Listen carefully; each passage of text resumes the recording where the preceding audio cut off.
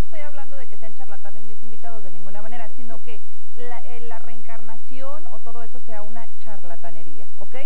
Hace unos años, un reconocido psiquiatra de un importante hospital aquí en Miami, a quien la idea de vidas pasadas se le hacía descabellada y un tanto cuanto alocada, debido a su entrenamiento científico, conoció a una paciente que le cambió la vida. Después de un año de terapia, señores, terapia convencional, de esas de las que solemos ir lunes, martes, miércoles, 3 veces a la semana, sin éxito, el doctor Brian Weiss decidió utilizar la hipnosis para tratar a su paciente. Ok, por medio de un profundo trance, ella recordó vidas anteriores y revivió los traumas que causaban su actual ansiedad. Poco a poco, todos los síntomas fueron desapareciendo como por arte de magia, y el doctor Weiss fue perdiendo su desconfianza a las regresiones o a las vidas pasadas. Basado en esta experiencia, y aunque le causó muchos problemas dentro de la comunidad médica, el doctor Weiss publicó este libro que se llama Muchas vidas, muchos sabios, el cual rápidamente se ha convertido en un bestseller internacional.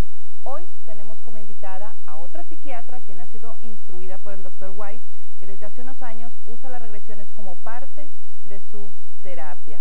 Él no pudo venir, no porque no haya querido, simplemente porque no habla el idioma español, que es una pena no haberlo podido tener aquí, pero vamos a darle la bienvenida a la doctora Gabriela Coralocatelli, que nos va a explicar acerca de toda esa terapia. Es su discípula, por supuesto, y los regalos que tengo para la audiencia es un libro de estos para cada uno, ¿ok? Adelante, doctora.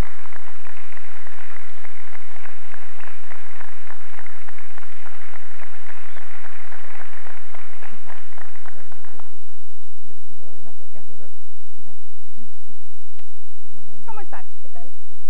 Un placer poder saludarte. Muchas gracias. Estábamos aquí apasionadamente discutiendo acerca del tema de la reencarnación y bueno, cada uno dando su postura y sus puntos de vista, ¿no? Y de pronto nos encontramos con que una persona muy pegada a la ciencia se tuvo que hacer a la idea y convencerse prácticamente de que existen las vidas pasadas. En realidad digamos, estudio ha sido bastante similar al del Dr. Weiss. Vengo de un aspecto muy cientificista de mi práctica, donde fui investigadora en el Instituto Nacional de Salud.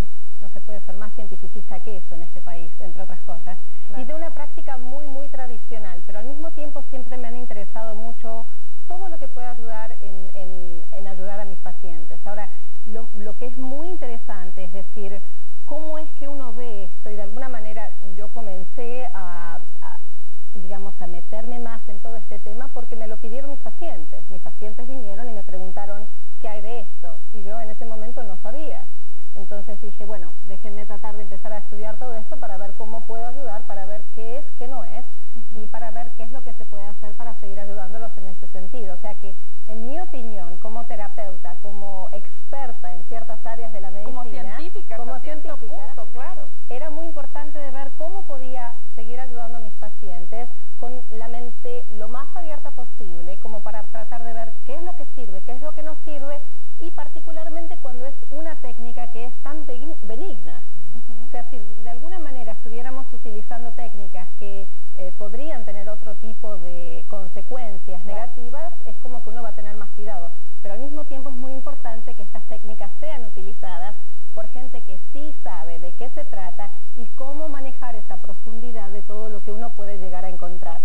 En este caso hay mucho de exploración de la persona misma, y hay otros casos en los que uno puede utilizar estas técnicas de manera muy efectiva, por ejemplo en casos de ansiedad severa o ataques de pánico, o a veces, por ejemplo, me ha pasado muchísimo, medicación es algo de lo que manejo muy bien, y alguien que no se está mejorando con medicación, con terapia, con otro tipo de intervenciones, he tenido gente que me ha dicho, estoy listo para hacer un poquitito más de este trabajo, y quizás yo tradicionalmente he dicho a veces, no, tenemos que esperar, seguir con la cuestión tradicional, y no ha sido realmente hasta hacer alguna regresión, donde la persona me ha dicho, esto realmente me ha hecho un cambio muy significativo, venía mejorando, pero esto es realmente lo que me ha dado el vuelco, como el brinco, para seguir, sí, el vuelco de donde no estaban bien a estar bien, y de ahí a seguir mejorando.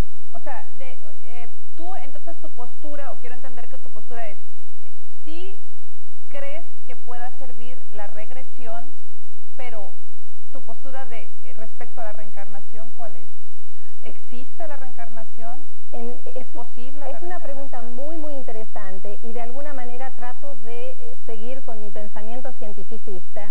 Y hay muchos científicos que piensan que hay razones para pensar de que la reencarnación puede ser algo real, algo cierto. Prueba viviente es...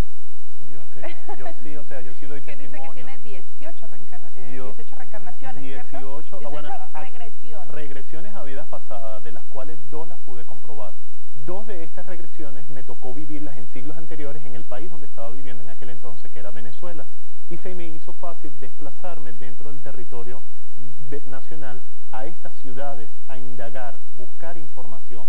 Y la primera impresión es descubrir que los nombres, el nombre y apellido que había salido en esa regresión existieron, estaban en los archivos del cementerio, estaban en los archivos de la ciudad. ¿Fuiste a las tumbas?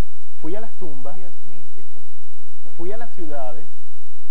Lo más impresionante de todo es comprobar de que lo que yo estaba experimentando no era perder el tiempo, y lo que más me llevó también a hacerlo era la inquietud de que yo estaba pensando que me estaba comiendo el dinero. Yo decía, bueno, estoy gastando el dinero, esta doctora se está haciendo rico en mí, pero llegó un momento, algo que me impulsó a busca, y obviamente el primer dato que tú haces es buscar el apellido en las guías telefónicas. De hecho, da la casualidad que los 2 apellidos son apellidos no muy comunes, son apellidos más que todo de origen vasco, de apellidos muy españoles, y justamente con la información de por dónde entraron estos personajes, empecé la búsqueda hasta el final. El final es llegar a los descendientes, si realmente existían descendientes, las casas, si existieron esas casas, las calles, la tumba, ver justamente ese proceso.